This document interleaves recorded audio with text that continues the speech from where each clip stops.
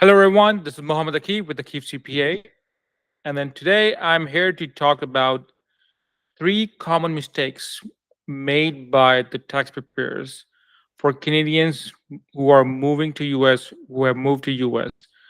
So these are mistakes made by CPAs, chartered accountants, or any other tax preparers on the Canadian returns and on the US return.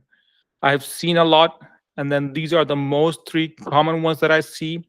So I want to get into the detail of these before, but I want to make sure that you understand that not every CPA, not every accountant, not every tax preparer knows cross-border taxation. And then what do I mean by that? There are certain rules specific to it. There are rules that are specific to Canadians moving to US, when they're leaving Canada, when they're entering United States. We have many different things that goes on, different rules in each country, how each country is taxing the assets, the income. So there are things that a lot of the common CPAs or accountants or CGAs, CPAs, chart accountants, tax preparers don't know about. They're dealing with local taxation, domestic taxation. They're good at it, but not everybody is good at cross-border taxation.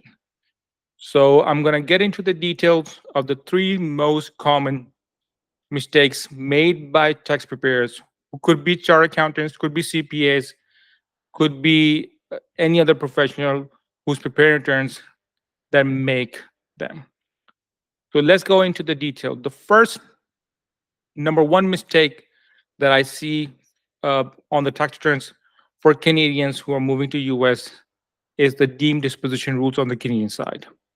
That includes, and then this is one most common one. So a lot of accountants don't know about deemed dispositions when you are leaving Canada. That includes, and these are on assets, which includes your main home. So let's say if the main home is being converted into a rental property, or is being left out, and there's another home that is being purchased in the US for your main home, there are rules, certain rules for those. And then I've seen so many times, so many times, the Canadian accountants, the Canadian side, miss those deemed dispositions. And there's a reason for that, is because we want to make sure that we capture the capital gain that is tax free. And then I don't understand how so many accountants don't get the consequences if you don't do the disposition properly, if you don't report the disposition properly on the assets. This includes the main home. What happens in future down the road? What happens with the capital gains? How difficult it becomes to calculate what was the fair market value when you left, and what is the fair market when you're in the US now? How the Canada will be taxing you. So these are a lot of timing issues. These are a lot of these can fall into many areas that the CRA can challenge you. So we want to make sure that we do everything right at the first time. And deemed dispositions is one of the main problem. That includes the form T. That includes the form T1161, which is also missed by a lot of Canadian accountants that don't do cross-border taxation. That don't understand what happens when someone is leaving. And then so these are one of the main things, because the way it works on the Canadian side also be impacting the US side in the future. So a lot of Canadian accountants, a lot of them miss those disposition rules. They miss those calculations, and then we end up in a position 4 years, 5 years down the road, where we get into a double taxation territory. We get into a ambiguous territory. We don't know how things were 5 years ago. For example, this is somebody I'm just talking about somebody who just recently moved. What about people who moved 10 years ago? So you want to make sure that you get things done the first time, and then in a right way, where this is how it's going to be on the Canadian side, and then how this can impact on the US side. So deemed dispositions on the Canadian side when you are leaving Canada is very important. I've seen a lot of Canadian accountants, tax preparers miss the proper reporting of those deemed dispositions. Even calculations of the capital gains on those are also calculated sometimes wrong. So this is one of the main things, because it impacts your US tax in the future. And it impacts in a bigger way. So that's number one. Let's move to number two. So number two, most common mistake that I get is on the US side, which is tax treaty benefits that we have for Canadians who move to US. And then a lot of US accountants are not aware of them. They don't claim them.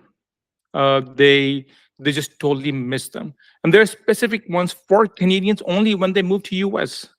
So a lot of the reflection when we get them from Canadians who moved to US, they missed. They're asking for store review, or it's the first, or somebody else has prepared them, and they have their the IRS is asking for documentation, and we see this all the time, where there is no tax treaty elections, there is no disclosures, and then this creates problems for the retirement accounts. This creates problem from the disposition properties, the asset that you just paid taxes on the Canadian side or reported on the Canadian side, where we could have made treaty disclosures. And these are specific disclosures for Canadians that is between US and Canada tax treaty. So a lot of US accountants are not aware of specific treaty elections, are not aware of how certain Canadians uh, the elections impact, what kind of impact they make, and then so they completely miss those. They completely miss those treaty elections, and it's very important. It's the first year of return that is the most important year of return because it dictates how the next future years are going to be. So the first year when you are moving, make sure you find someone that is competent, that knows what is going on both sides of the border, that knows how the rules work on both sides of the border, so they can properly guide you. They can probably tell you, okay, this is how this is going to be on the Canadian side. In the future, this is how it's going to be on the US side. This is what the US side does. This is taxable, reportable, non-taxable, non-reportable. All those things come into play. So the first year return is the most important return. And then so we gotta take those tiered elections. We gotta make those disclosures. We gotta take the benefits. And then so if we don't take them, then we lose them. And then this creates problems in the future because we didn't elect to take them. So again, the number one on the US, on number two on the US side is the treaty elections. The US accountants miss all the time. Again, majority of the US accountants, the Canadian accountants are good at domestic. I'm not saying they're bad. I'm just saying that they miss them. Not everybody's good at everything. And this specifically when it comes to cross-border taxation. So these are number two. So let's talk about number three. The number three is also on the US side, which is a lot of US accountant misses how the Canadian assets should be reported on the US return. The forms that should be reported, the filings that should be reported. So lot of US accountants miss foreign reporting of assets on the Canadian side. That includes the FBAR, that includes 8938, that includes disclosures. So these are a lot of things that the US accountants are not familiar. They don't understand how the US is looking at the TFSA. They don't understand how the US is looking at RESP. They don't understand how the RSPs is being treated. Also on the state side, a lot of US accountants will not be aware of how the states are treating the RSP. So it is very important. It's very important to report foreign assets. We have huge penalties on the US side for misreporting, for non-reporting, for compliance issues. It's not the same as the Canadian side where they penalize you with $2,500, couple thousand here and there. These are big penalties, especially when it comes to FBAR. 50% of the account value on that whole FBAR. So that's a big penalty. So we got to make sure that whoever's working understands what needs to be reported and how it needs to be reported. So foreign assets, that includes Canadian assets, when a Canadian moves to US, needs to be properly reported on the FinCEN and 8938 and disclosure statements. So there are a lot of things they are moving within the return. So make sure that you get someone that is competent. You make sure that you get someone who understands both sides. Make sure you get someone that can help you and guide you. throughout the process. They can help you make decisions which can really impact your tax returns. Otherwise, you'll be paying thousands of fees in preparation, and then you'll be paying taxes too, and then you'll be also missing forms where you'll be penalizing.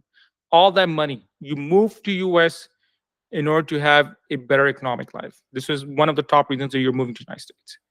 And then, by not investing into a proper person for tax advice, for tax returns, you are losing some of the benefits. So make sure you find someone that can help you. Make sure that you find someone that understands foreign reporting on the US side, understand how the Canadian assets are being reported. That includes the main home, that includes your retirement accounts, that includes your investment accounts, that includes your corporations, your stocks, everything. That understands how the CR is taxing it and what impacts does it make on the US side when you are in the US. So missing foreign reporting of Canadian assets is number 3. So these are the most common. So I'll again repeat the most common mistakes made by the tax preparer on Canadian tax returns for Canadians who are moving to US. The number 1 is the deemed dispositions. The number 2 is the tax treaty benefits, and number 3 is the reporting of the foreign assets. Again, I'll repeat again. Number 1, deemed disposition rules on the Canadian side, tax treaty positions and benefits on the US side, and reporting of the foreign assets on the US side, which are the most common mistakes that we see on the tax returns prepared by professionals, which could be CPAs, CAs, CGAs, or just any other tax professional, mistakes made by them that we see it on daily basis. And so if you want to reach out to us. Our email is info@akeefcpa.com. I have other videos on retirement accounts on Canadian side. I have many other videos that you can view how the Canadians are, what happens on the US side when you move. There's tons of stuff that I've been uploading. I'll be also doing a video where we'll be going into detail of how everything is being taxed, and then you can guide yourself through those things.